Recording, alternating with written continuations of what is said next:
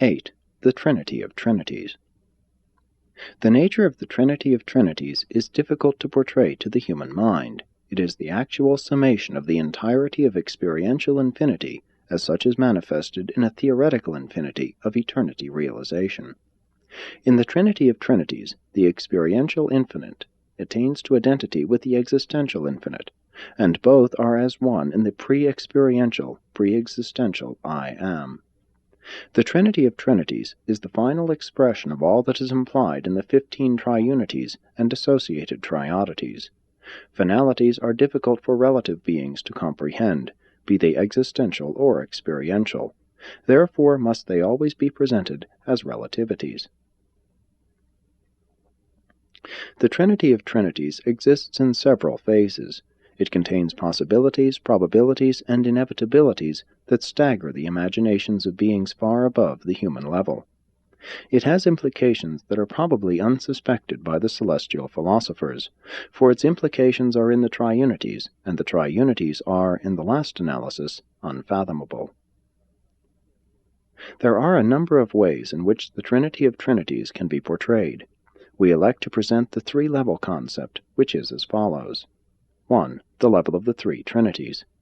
2. The level of experiential deity. 3. The level of the I Am. These are levels of increasing unification. Actually, the Trinity of Trinities is the first level, while the second and third levels are unification derivatives of the first. The first level. On this initial level of association, it is believed that the three Trinities function as perfectly synchronized, though distinct, groupings of deity personalities. 1. The Paradise Trinity, the association of the three Paradise deities, Father, Son, and Spirit. It should be remembered that the Paradise Trinity implies a threefold function, an absolute function, a transcendental function, Trinity of Ultimacy, and a finite function, Trinity of Supremacy. The Paradise Trinity is any and all of these, at any and all times. 2. The Ultimate Trinity. This is the deity association of the Supreme Creators, God the Supreme, and the architects of the Master Universe.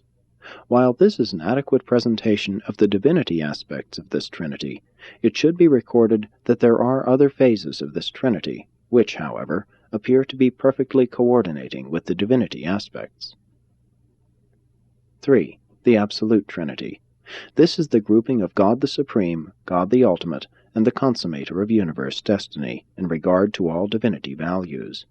Certain other phases of this triune grouping have to do with other than divinity values in the expanding cosmos, but these are unifying with the divinity phases, just as the power and the personality aspects of the experiential deities are now in process of experiential synthesis. The association of these three Trinities in the Trinity of Trinities provides for a possible unlimited integration of reality.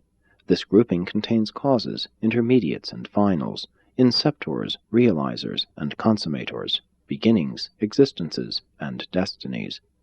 The Father-Son partnership has become Son-Spirit, and then Spirit Supreme, and on to Supreme Ultimate and Ultimate Absolute, even to Absolute and Father Infinite, the completion of the cycle of reality.